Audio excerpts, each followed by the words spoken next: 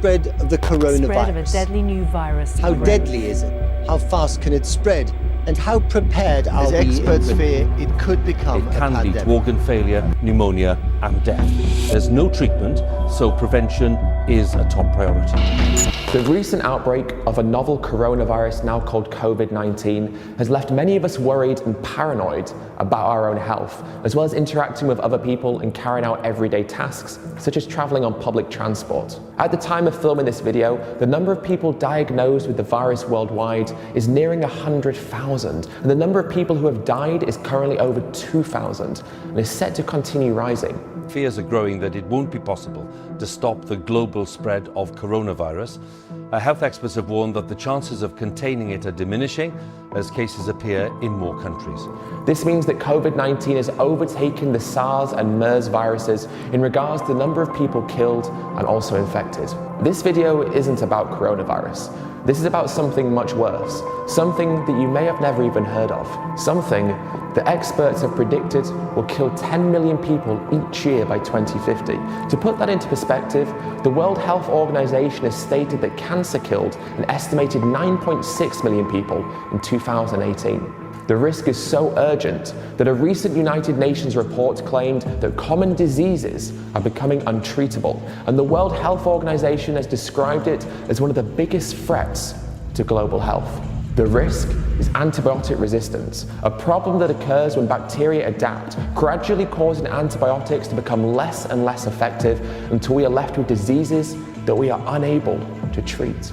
If we can't get this under control, by 2050, not long, the worldwide toll will be 10 million deaths a year. Currently, around 700,000 people around the world die due to antibiotic-resistant diseases every single year, with over 200,000 of those deaths coming from a drug-resistant tuberculosis. Yet even though the number of people being killed right now by antibiotic resistance dwarfs the number of people at risk from COVID-19, many of us have never heard about this problem. The problem is becoming so severe that issues like urinary tract infections and STDs are becoming resistant to treatment. There is even a super-resistant strain of gonorrhea, which has developed resistance to nearly all of the antibiotics used for its treatments. A world without usable antibiotics is a world where the diseases and infections that we currently regard as being trivial could become deadly. Illnesses like pneumonia could kill tens of millions of people, as could sepsis. Organ transplants would be extremely dangerous, and cancer-fighting chemotherapy will be severely affected as antibiotics are needed to fight off infection as chemotherapy destroys our white blood cells. Even procedures like hip and knee replacements and dental work could become dangerous and even life-threatening. The so-called miracle of modern medicine would cease to exist, and our healthcare systems would regress to the state they were in the early 20th century. So why is this happening? Well, firstly, because doctors and medical professionals are handing out too many antibiotics, leading to calls for them only to be given out when they absolutely have to be. An even bigger and more widespread problem is related to the food that we eat.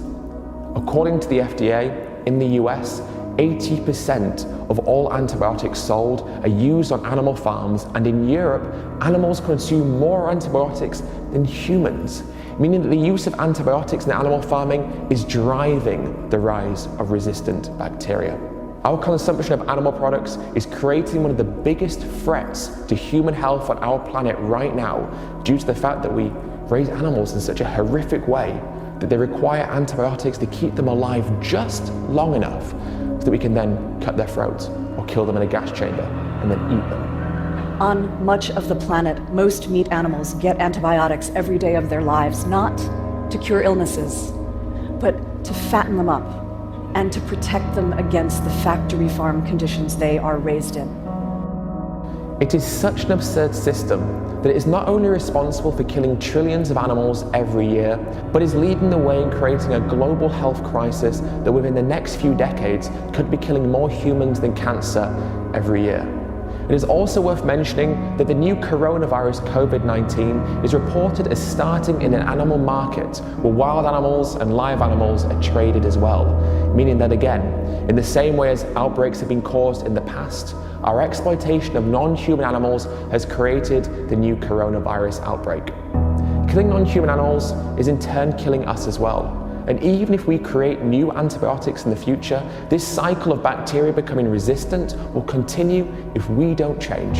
To make matters worse, pharmaceutical companies are currently infecting animals with COVID-19 in the hope of finding a way to create a vaccination.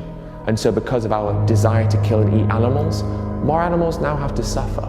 How can it make sense? The most important medication that we have in the world is being squandered, keeping animals alive just long enough so that we can fatten them up, slaughter them, and then eat them, in turn causing our leading diseases such as heart disease and certain forms of cancer.